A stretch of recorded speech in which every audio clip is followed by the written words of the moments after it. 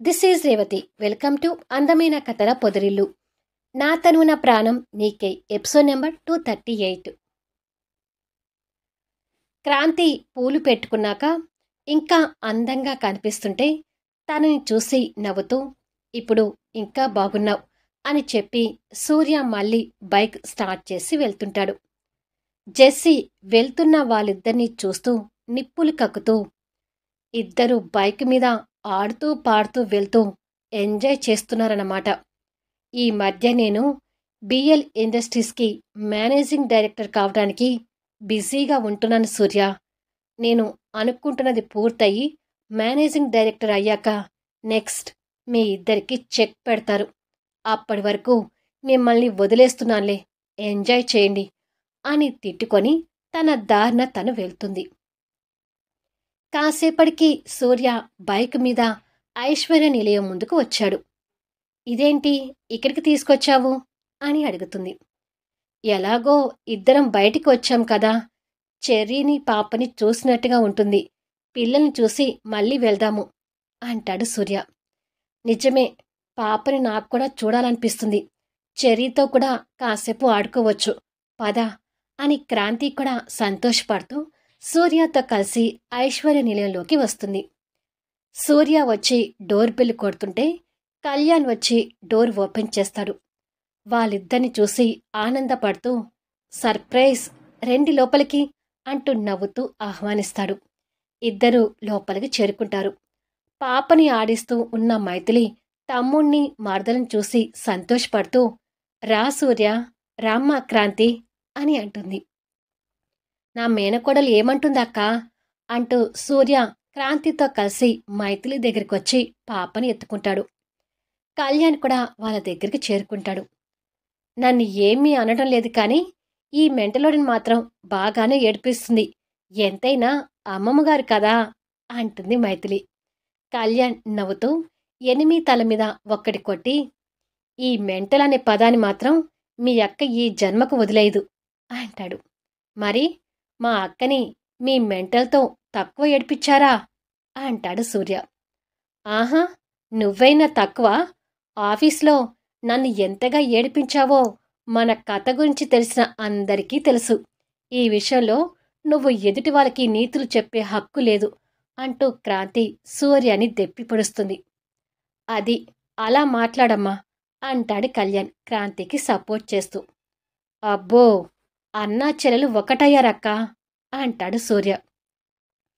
అన్నా చెల్లెలు కాదురా, ఈ విషయంలో నీకు కూడా తిట్లు పడాల్సిందే, క్రాంతి అన్నట్టు నువ్వు కూడా క్రాంతిని తక్కువ ఏడిపించలేదులే అంటుంది మైథిలి. మైథిలి సపోర్ట్ చేయకపోయేసరికి అయితే కళ్యాణ్ గారు మనము ఒకటి అంటాడు సూర్య ప్లేట్ పురమాయిస్తూ. అవసరం లేదులే, ఏ ఎండకి ఆ గొడుగు పట్టేవాడితో మనము ఒకటిగా నేనేమి ఉండను, నాకు ఎనిమికి నేను అంటాడు కళ్యాణ్ ఎనిమి భుజం చుట్టూ చేయి వేసి. అయితే మేము ఒకటి అంటూ సూర్య కూడా క్రాంతి భుజం చుట్టూ చేయి వేయబోయాడు. అంతే, క్రాంతి సూర్యని ఒక్క చూపు చూసింది. మీద చెయ్యి వేయకుండానే ఆ చేయిని భయంతో వెనక్కి లాక్కొని వాళ్ళ ముందు పైకి నవ్వు నటిస్తుంటాడు. క్రాంతి సూర్య కేసి చూడటం, ఆ భయంతో సూర్య చెయ్యి వెనక్కి తీసుకోవటం ఎనిమి మెంటలోడు చూపుల్ని ఏమీ దాటిపోలేదు. వాళ్ళిద్దరూ అది గమనించి మొహాలు చూసుకుని నవ్వుకుంటూ ఉంటారు. ఇంతకీ చెర్రీ ఎక్కడా అని అడుగుతాడు సూర్య. ఇక్కడ మావయ్యా అంటూ ముద్దులకే చెర్రీ కిందికి దిగి వస్తుంటాడు. హాయ్ చెర్రీ అంటూ సూర్య పాపని క్రాంతికి అందించి నవ్వుతూ వెళ్ళి అల్లుణ్ణి ఎత్తుకొని ఎలా చదువుతున్నావు నాన్నా అని అడుగుతాడు. ఓ, బాగా చదువుతున్నాను, ఆ రౌడీ బేబీ కంటే నేనే బాగా చదువుతున్నాను అంటూ గొప్పగా చెప్తాడు చెర్రీ. అవునా, మరి ఆ రౌడీ బేబీ ఎందుకు చదవటం లేదు అని అడుగుతాడు సూర్య.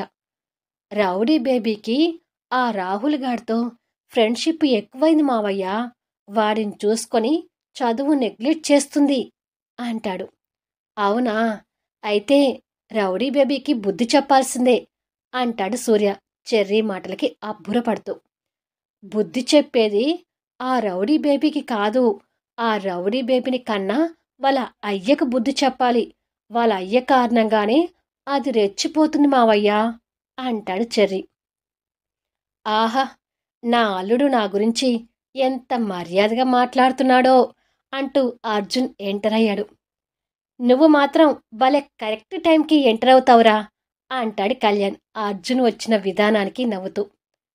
అంతే తప్ప నీ కొడుక్కి మాత్రం నువ్వు బుద్ధి చెప్పకు అంటాడు అర్జున్ కోపంగా. నా కొడుకు ఏది మాట్లాడినా కరెక్ట్గానే మాట్లాడతాడు.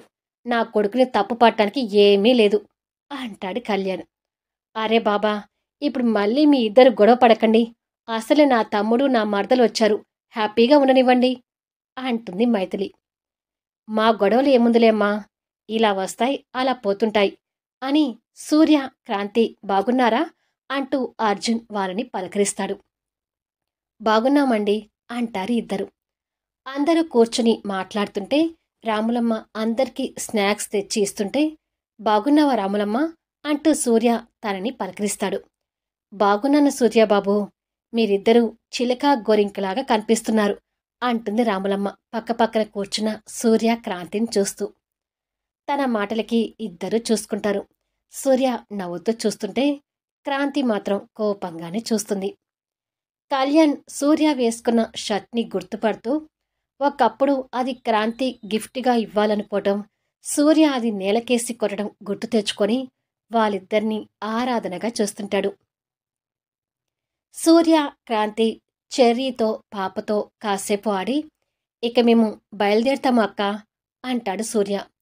అప్పుడేనా, ఎలాగో వచ్చారు కదా, డిన్నర్ చేసి వెళ్దురుగాని ఉండండి అంటుంది కళ్యాణ్ పక్కన కూర్చున్న మైథిలి. టైం ఇప్పుడు ఈవినింగ్ 5 అవుతుందక్క, డిన్నర్ వరకు మేము ఉండలేంలే, బయటికి బయలుదేరాము, మమ్మల్ని వెళ్ళనివ్వు అంటాడు సూర్య. అయ్యో, క్రాంతిని తీసుకుని మొదటిసారి వచ్చావు, డిన్నర్ చేయకుండా ఏంటి సూర్య అంటుంది మైథిలి. కళ్యాణ్ తన చెవి దగ్గరకొచ్చి, పిచ్చి మొహమా, వాళ్ళిద్దరి కలిసి బయటికి వెళ్ళడం కూడా ఇదే మొదటిసారి, వాళ్ళు ఫ్రీగా వెళ్ళనివ్వు అంటాడు. ఓ అవునా అని, సరేలే మీ ఇష్టం అంటుంది మైథిలి వాళ్ళతో. పదా క్రాంతి అంటూ సూర్య పిల్లలకి ముద్దు పెట్టి క్రాంతిని తీసుకుని వెళ్తుంటే, ఆహా, వాళ్ళిద్దరిని చూస్తుంటే ముచ్చట వేస్తుందిరా అంటాడు అర్జున్ వెళ్తున్న వాళ్ళని చూస్తూ. అది సరే కాని నువ్వేంటి నా కోడల్ని తీసుకురాకుండా సడన్ ఎంట్రీ ఇచ్చావు అని అడుగుతాడు కళ్యాణ్. ఒక సర్ప్రైజ్ ఉందిలే, అందుకే వచ్చాను అంటాడు అర్జున్.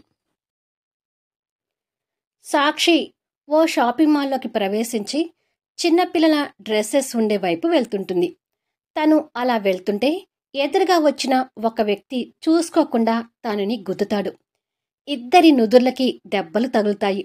సాక్షి నొప్పితో నుదురు రుద్దుకుంటూ ఎదురుగా తలదించి నుదురు రుద్దుకుంటున్న వ్యక్తిని చూస్తూ, ఏయ్ ఈడియట్, కళ్ళు నెత్తిమీద పెట్టుకుని నడుస్తున్నావా అంటూ ఫైర్ అవుతుంది. తన మాటలకి కోపం తెచ్చుకుంటూ ఆ వ్యక్తి ఎదురుగా చూసి మరుక్షణమే షాక్ అవుతాడు. సాక్షి కూడా అతన్ని చూసి షాక్ అయి తర్వాత నవ్వుతూ, ఓ ముదిరిపోయిన బెండకాయ నువ్వా అని అంటుంది. అసలే షాకులో ఉన్న ఆర్య తన మాటలకి ఇంకా నిర్ఘాంతపోతూ కోపంతో గుడ్లు ఉరిమి తన వైపు చూసి ఏదో అనుమానంతో చుట్టుపక్కల చూసేసరికి షాపింగ్ చేసేవాళ్ళు ముదిరిపోయిన బెండకాయ అన్నందుకు వాళ్ళ ఇద్దరి వైపు ఆశ్చర్యంగా చూస్తున్నారు. ఇంకా ఆర్యనైతే కిందికి పైకి అనుమానంగా చూస్తుంటారు. ఆ చూపులు ఆర్యకి షేమ్గా అనిపిస్తుంటే, అమెరికా నుండి ఎప్పుడు వచ్చే ముదిరిపోయిన బెండకాయ అని సాక్షి నవ్వుతూ అడుగుతుంది. ఏయ్ చుప్, నువ్వు అలా అంటుంటే అందరూ నన్ను ఏదోలా చూస్తున్నారు, నువ్వు నోరుముయ్ అంటూ తనకి దగ్గరగా వచ్చి చెవుల్లో చెప్తాడు. ఓ అవునా, అయితే ఉండు అంటూ ఏకంగా అక్కడున్న చేరెక్కి, హాయ్ గాయస్, మీ షాపింగ్ కాస్త ఆపి నేను చెప్పేది కాస్త వినండి అని అంటుంది. తను ఏం చెప్తుందేమోనని ఆర్యకి షాక్లో దిమ్మ తిరుగుతుంటే, తను చెప్తుంటే విని షాపింగ్ చేయడం ఆపి అందరూ తన వైపు చూస్తుంటారు. సేల్స్ బాయ్స్, సేల్స్ గర్ల్స్ కూడా వాళ్ళని చూస్తుంటారు. ఈ హీస్ ఆర్య, కాని ఇతనికి ముదిరిపోయిన బెండకాయ అని పెట్టిన పేరు. మీ అందరికీ కూడా అలాగే కనిపిస్తున్నాడా అని అడుగుతుంది నవ్వుతూ. సాక్షి మాటలకు అందరూ కాస్త నవ్వుతూ ఆర్యని చూస్తుంటే ఆర్యకి తల తీసేసినట్టుగా ఉంటుంది. అక్కడక్కడ గడ్డం మీద తల మీద తెల్ల వెంట్రుకలు కనిపిస్తుంటే, ముదిరిపోయిన బెండకాయ అనడానికి ఇంకా ఇతనికి పెళ్లి కాలేదా అమ్మా అని అడుగుతాడు ఒక ఆయన. కాలేదండి, అందుకే అందరం కలిసి ముదిరిపోయిన బెండకాయ అని పేరు పెట్టాం అంటూ సాక్షి తెలియని వాళ్ళందరికీ తెలియజేస్తూ చెప్తుంది.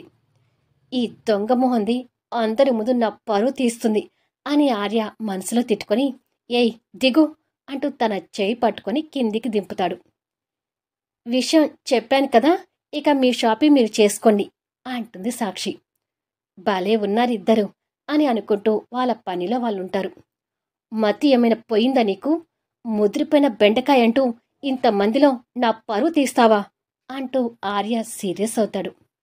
లేకపోతే నీ ఫ్రెండ్ శ్రేయాని నేనేదో అన్నానని అమెరికా నుండి నాకు ఫోన్ చేసి నాకు వార్నింగ్ ఇస్తావా? అందుకే ఇలా రివెంజ్ తీర్చుకున్నాను అంటుంది కోపంగా. శాడిస్ దానా, ఇండియాలో అడుగు పెట్టగానే నన్ను అవమానించావు కదా, టైం వచ్చినప్పుడు చెప్తా నీ సంగతి అంటాడు ఆర్య కోపంతో. పో, ఏం చెప్తావో నేను చూస్తాను అంటుంది సాక్షి నిర్లక్ష్యంగా చూస్తూ. నిన్ను అంటూ ఆర్య కోపంగా తనని కొట్టడానికి చెయ్యెత్తుతాడు. ఏయ్, ఏంటి చెయ్యెత్తుతున్నావు? నువ్వు నన్ను కొట్టే అంత చనువు ఉండటానికి నువ్వేమన్నా నా మొగుడివా లేక నా ప్రియుడివా అంటూ నడుముకి చేయి పెట్టుకొని ఆర్య ముందుకు వచ్చి రోషంగా అడుగుతుంది. చిచి, నే నీకు ప్రియుణ్ణి మొగునేంటి? వినడానికి కంపరంగా ఉంది అంటాడు కోపంగా. నాకు కూడా అంతకంటే కంపరంగా ఉంది కానీ వెళ్ళి నీ పన్ను చూసుకో అంటుంది సాక్షి. నీతో పెట్టుకునే బదులు వచ్చిన పని చూసుకుని పోవడం బెటర్ అని అనుకొని మోహన్ కొడుక్కి డ్రెస్సుల కోసం చూస్తూ ఉంటే అక్కడ ఓ సేల్స్ బాయ్ డ్రెస్ ఫోల్డ్ చేయటం ఆర్యకి కనిపిస్తుంది. ఆ డ్రెస్ ఆర్య లైక్ చేస్తుండగా సాక్షి కూడా ఆ డ్రెస్ని చూసి నచ్చుతుంటుంది. ఆర్య ఆ డ్రెస్ని లైక్ చేస్తున్నానని సాక్షికి అర్థమై వెంటనే ఆ డ్రెస్ కోసం పరిగెడుతూ ఉంటే ఆ విషయం ఆర్య కూడా అర్థమై, ఏయ్ అది నేనిష్టపడ్డ డ్రెస్ అంటూ ఆర్య పెద్ద పెద్ద అడుగులు వేస్తూ పరిగెత్తుకుంటూ వచ్చి సేల్స్ బాయ్ దగ్గర ఆ డ్రెస్ పట్టుకుంటాడు. అదే క్షణంలో సాక్షి కూడా ఆ డ్రెస్ పట్టుకుంటుంది. వాళ్ళిద్దరిని చూసి సేల్స్ బాయ్ ఆశ్చర్యపోతుంటే, ఏయ్ ఈ డ్రెస్ నేను తీసుకుంటాను, నీ చేతి అంటాడు ఆర్య.